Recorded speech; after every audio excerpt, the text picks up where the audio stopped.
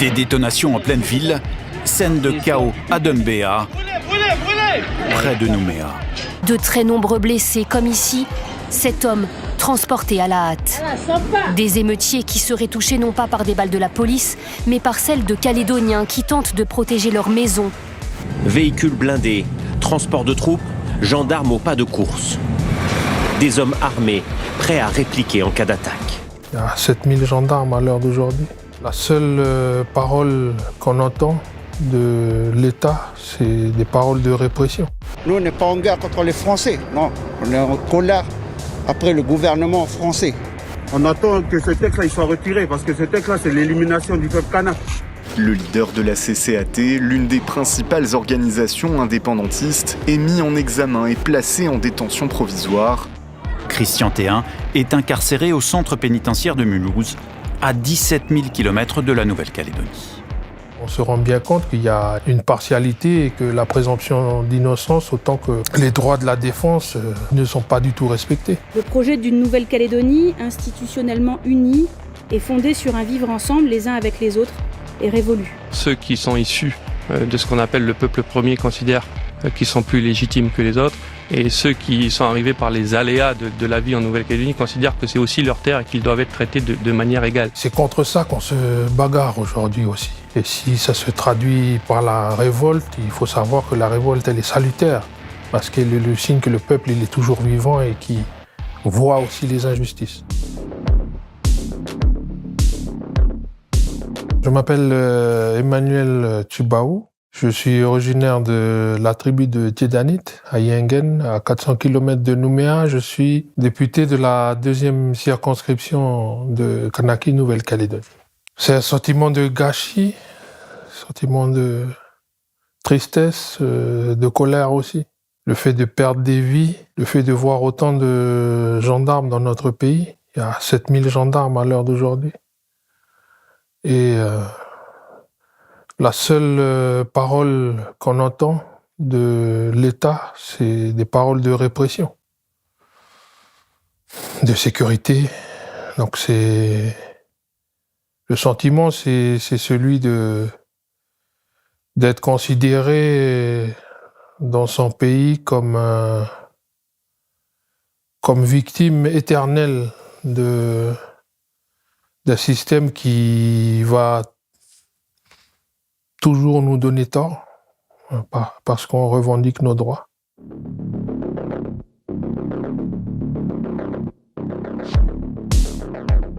On a engagé depuis 30 ans un chemin qui était celui de croire en la pertinence d'un modèle de société plus juste, plus équitable, où on va à la conquête de notre liberté en ouvrant le droit à l'autodétermination pour nos compatriotes, descendants de Bagnard, descendants de la commune, descendants de la colonisation libre aussi. Puis de se dire que, en l'espace de 3 mois, les initiatives du gouvernement Macron ont totalement sabordé la perspective qui était celle de poursuivre les accords politiques de décolonisation. Donc un sentiment de gâchis, ça fait 13 morts. 2 gendarmes, et puis les 13e morts, on se pose la question de jusqu'à quand ce décompte macabre il va continuer dans un pays qui se targue de porter les valeurs des droits de l'homme, de la liberté, de la justice, de la fraternité. C'est des idéaux que nous, on croit toujours. Quand on est kanak, quand on est océanien, encore plus quand on est indépendantiste. La sécurité à tout prix, c'est qu'une partie de la réponse. Il y a beaucoup d'attentes pour que le dialogue reprenne et puis que les partenaires se mettent autour de la table et que s'arrête finalement ce déchaînement de violence. C'est un appel et puis en même temps, en étant en France aujourd'hui, on se rend bien compte que ce n'est qu'un écho lointain des luttes coloniales du siècle dernier qui ressurgit avec aussi le fantôme de la réponse qui était celle de la colonie à ce moment-là. faire venir les troupes.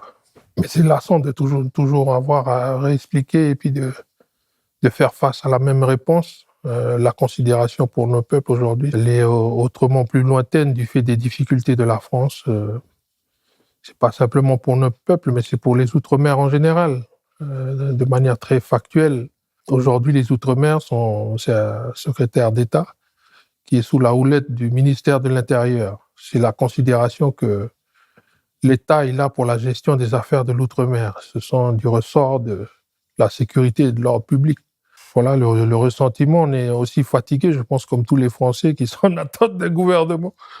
Et puis après, le débat démocratique aujourd'hui en France, je ne sais pas si c'est vraiment un débat, au vu des résultats des élections. Mais on est déterminé à toujours discuter. Je ne sais pas jusqu'à quand, mais parce que la pression, elle monte aussi sur le terrain. Mais c'est ce sur quoi je me suis engagé et c'est ce sur quoi ceux qui m'ont donné mandat m'ont dit d'aller à la rencontre des parlementaires du gouvernement de M. Macron.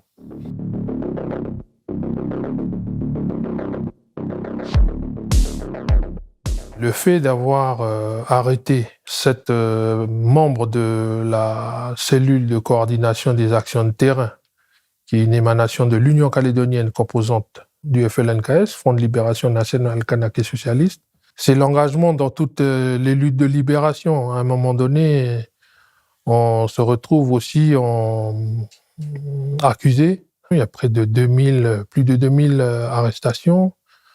Avec des comparutions immédiates, des propos qui sortent de toute prise en compte de la présomption d'innocence de la part du procureur de la République dans notre pays, qui qualifie toutes ces actions comme engendrées par ou missionnées par le mouvement indépendantiste. Donc c'est là où aujourd'hui, on est engagé sur la prise en compte de ce combat politique et puis on dénonce aussi ces agissements. Bon, c'est des agissements qu'on a déjà connus par ailleurs dans les années 80 et puis qu'on pensait avoir enterrés du fait des accords politiques, mais qui marquent bien finalement la volonté de l'État français de décrédibiliser le combat démocratique des idées. C'est ce qui fait que je me suis engagé, c'est ce qui fait que j'ai été élu et que j'ai porté par ma candidature le projet de l'indépendance, le projet de la souveraineté, d'établir de nouveaux rapports avec l'État colonial, l'État français, l'autorité de tutelle, selon les termes de l'ONU, pour définir la suite à écrire dans la pleine émancipation pour notre territoire. Il faut savoir que les prisonniers ont tous été éparpillés aux 4 coins de France et de Navarre, et puis que de l'autre côté, au pays, on refuse le dépaysement des dossiers des 3 qui sont incarcérés au camp Est. Nous, on se rend bien compte qu'il y a vraiment une partialité et que la présomption d'innocence, autant que les droits de la défense sont malmenés, pour ne pas dire complètement... ils ne sont pas du tout respectés dans notre pays. Alors c'est vrai, c'est loin pour ceux qui regarderont la vidéo YouTube, là. Mais ça se passe dans notre pays, les gars. Faut réagir, faut bouger. 7000 gendarmes, des garnisons qui arrivent. Une fois que les Jeux Olympiques sont finis, tout ça, c'est arrivé chez nous.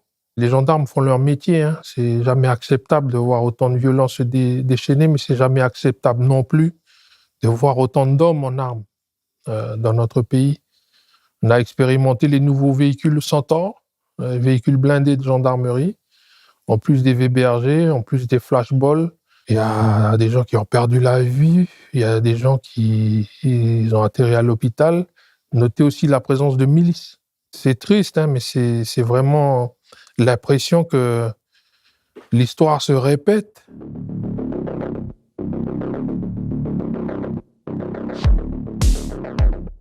Nous, ça fait 3000 ans qu'on est là-bas.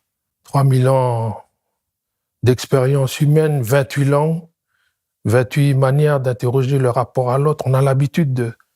L'hospitalité, ça fait partie de notre ADN. Les vieux, ils racontent toujours une histoire. Ils disent, un jour, il y a un vieux qui est devant sa case, et puis il voit passer un étranger sur la route.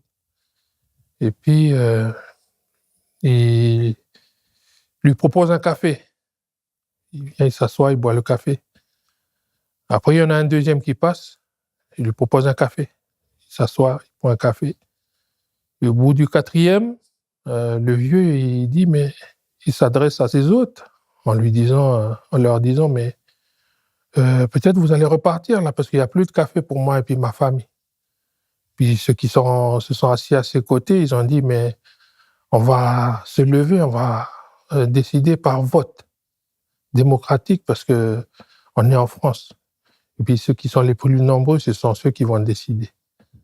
Voilà, c'est ça l'histoire de notre pays, c'est ça où on nous fait valoir la démocratie, les droits de l'homme, alors que l'héritage de la colonisation, il a apporté les équilibres sur lesquels notre société elle est construite aujourd'hui. Sur l'économie de comptoir, c'est contre ça qu'on se bagarre aujourd'hui aussi. Et si ça se traduit par la violence, si ça se traduit par la révolte, il faut savoir que la révolte, elle est salutaire, parce qu'elle est le signe que le peuple, il est toujours vivant et qui voit aussi les injustices. Donc moi, je prends ma part en tant qu'indépendantiste. Je pense qu'il y a des choses qu'on a mal faites.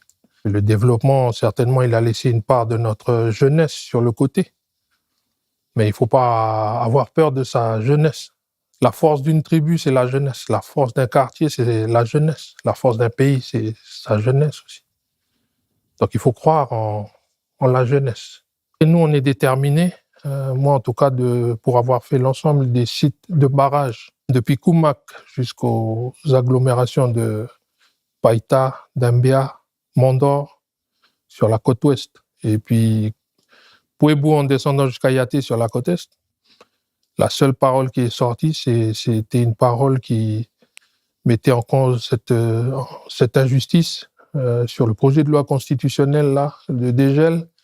L'éducation aussi, beaucoup. Il faut qu'on apprenne notre histoire. Quand on a questionné les jeunes d'un quartier à Tuban sur pourquoi ils ont brûlé les écoles, ils ont dit comment je peux accepter une école qui ne raconte pas mon histoire. Qu'est-ce qu'on peut répondre? On n'a rien à répondre. C'est difficile d'être océanien dans l'urbanité parce qu'on fait très peu de place à notre manière d'être, à nos coutumes, à nos rites. Terre de parole, terre de partage. C'est ça la devise de notre pays aujourd'hui. Puis c'est ça qu'on vient chercher aussi en France, le soutien de tous ceux qui partagent ces références-là et puis que les idéaux qui sont apposés sur les frontons des édifices publics, ce ne soient pas juste des épitaphes, quoi, de la 5e République.